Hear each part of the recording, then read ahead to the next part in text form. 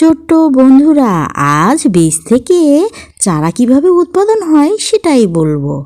ইকরির সামনে মজার খাবার চাটনি আর পিঠা।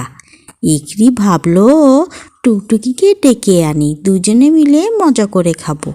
ইকরি আর টুকটুকি পিঠা খাচ্ছে টমেটো চাটনি দিয়ে। টমেটো চাটনি বেশ মজা। ইকরি জানতে চায়, আচ্ছা টুকটুকি, চাটনি কোথা থেকে এলো?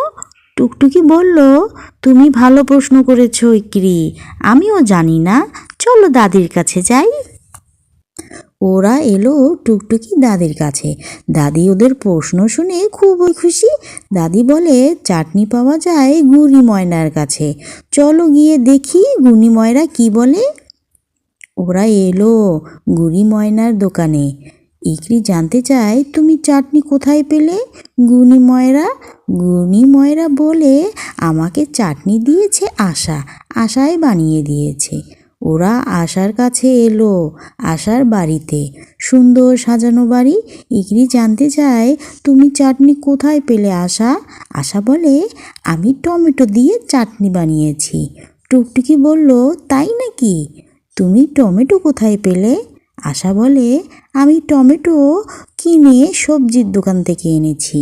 ওরা এলো সবজির দোকানে। বাহ, কত রকমের সবজি, কি সুন্দর করে সাজানো। ইকরি সবজিওয়ালার কাছে জানতে চায়, তুমি টমেটো কোথায় পেলে? সবজিওয়ালা বলে, আমি তো টমেটো কিনেছি কৃষকের কাছ থেকে। সেই টমেটো ধীরে ধীরে বড় হয়েছে, পেকে লাল হয়েছে, তারপর একদিন বাজারে বিক্রি করেছি। ইকরি আবার প্রশ্ন করে, তুমি চারা কোথায় পেলে? কৃষক বলে, বাহ ইকরি, তোমার তো অনেক বুদ্ধি। শোনো তাহলে, পাকা টমেটোর ভিতরে বিচি থাকে, আমি সেই বিচি বের করে শুকাই, তারপর ঘরে রেখে দেই। কৃষক আরও বলে, একদিন সেই বিচি জমিতে বুনি, পানি দেই, কিছুদিন পর বিচি থেকে চারা বের হয়। ইকরি তো অবাক, টুকটুকিও অবাক। তারপর কৃষক বলে, এরপর সেই চারা নিয়ে অন্য জমিতে লাগাই, গাছ বড় হয় আর টমেটো ধরে। ইকরি সিসিমপুরে ফিরতে ফিরতে দাদিকে বলছে, দাদি দেখেছো, বিচি থেকে চারা হয়, চারা থেকে গাছ হয়, গাছ থেকে ফুল হয়, ফুল থেকে টমেটো হয়, টমেটো বাজারে বিক্রি হয়। এবার টুকটুকি বলে, আশা টমেটো কিনে চাটনি বানায়, সেই চাটনি গুণী ময়নার দোকানে বিক্রি হয়, আমরা দোকান থেকে চাটনি কিনি, এরপর মজা করে খাই।